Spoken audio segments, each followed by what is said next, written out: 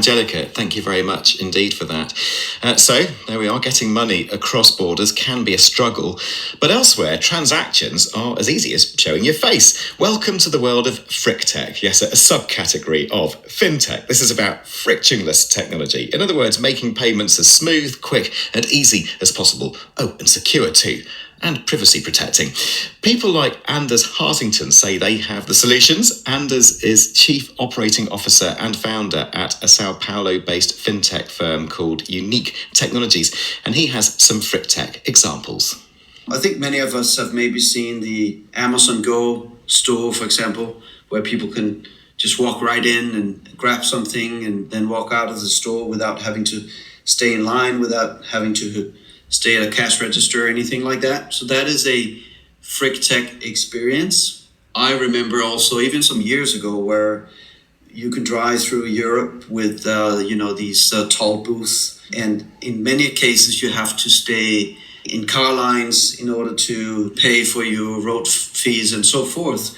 But I know many countries where you have a little sticker or there's an antenna that connects to your car, and then they can read the license plate, and then they automatically debit your passing through, let's call it, and using the roads. And those are really FricTech experiences. And those experiences are not really being classified as anything. I mean, they're seen as improved user experiences. But I think the FricTech term really determines a technology where it's purposely built to create a frictionless experience. So the whole construction and the whole software, the technology, the first thing that we look at is how can we eliminate or reduce the touch points where they create some sort of friction, whether it's standing in line, whether it's the payment, having to take your card or your phone or something else in order to complete a transaction or authorization or anything like that. So when you're touching in with a credit card, for instance, or your debit card, and in the UK we call it contactless payments for obvious reasons, and you can do that with your phone as well. Does that qualify for being called frictionless technology? Well, I think when we speak of the cash register machines where you make your credit card payment, it's not really a FricTech experience because it has to look at the whole scenario, not just the payment itself where you're replacing one type of payment, a credit card, with a swipe, then compare that to a touchless payment. That's just part of the experience, but you still have to stand in line. You still have that experience of waiting and putting your goods and so forth. I think the FricTech experience is the one where you have a self-register. You cash out your goods yourself, and then you make the payment. That is more of a FricTech experience, I would say.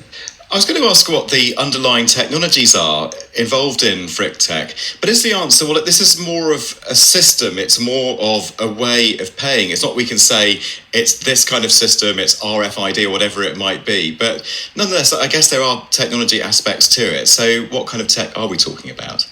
In Brazil in particular, but also China and some other countries, it's been very much led by face recognition. There's a term called naked payments. In Brazil, we call it invisible payments, but I actually think that's a better way of describing it. So imagine that you can make a payment where you don't have to have a phone, you don't need a credit card, you don't need cash, but just by who you are and your identity, your face in that case, you can conclude, you can authorize a payment. And that term has been widely used around the world in different scenarios. China is very much developed in that aspect. So for vending machines, for example, you can authorize just by your face. I've seen in Australia as well some cases in some cafes where you are allowed to pay by your face. And then the cafe owner for that instance, that case, for example, they would know your first name, for example. So they verify your first name, say, hey, Michael, welcome to the store. Can I authorize the payment with your face? That is sort of the experience.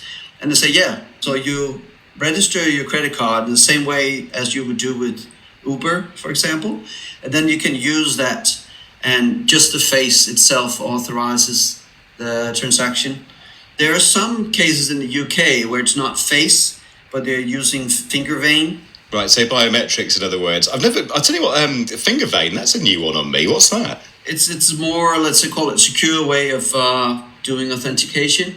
Instead of just using the normal fingerprint, there's the veins beneath the skin that allows you to verify a unique pattern of biometrics. So that's been used in Denmark, in the UK, and other countries as well.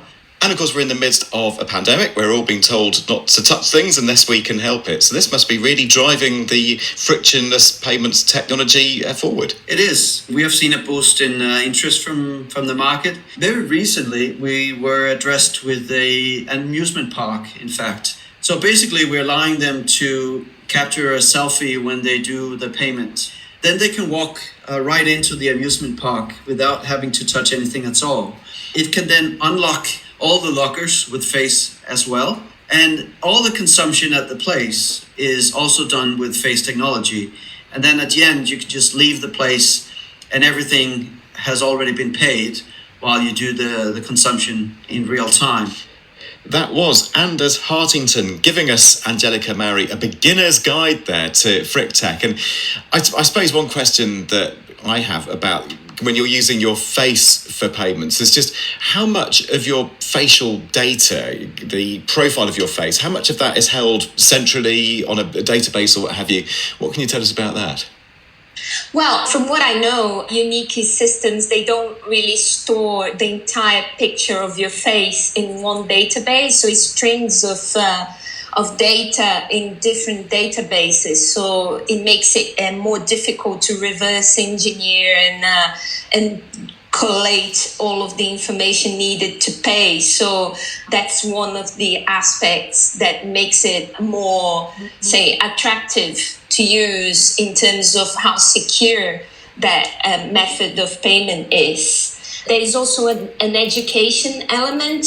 They are trying to educate the customer in terms of things like consent. When you go and pay with your face, you need to be aware of things like, okay, you want to go into an amusement park, you want to pay with your face, okay, but that entails a transformation in how people transact.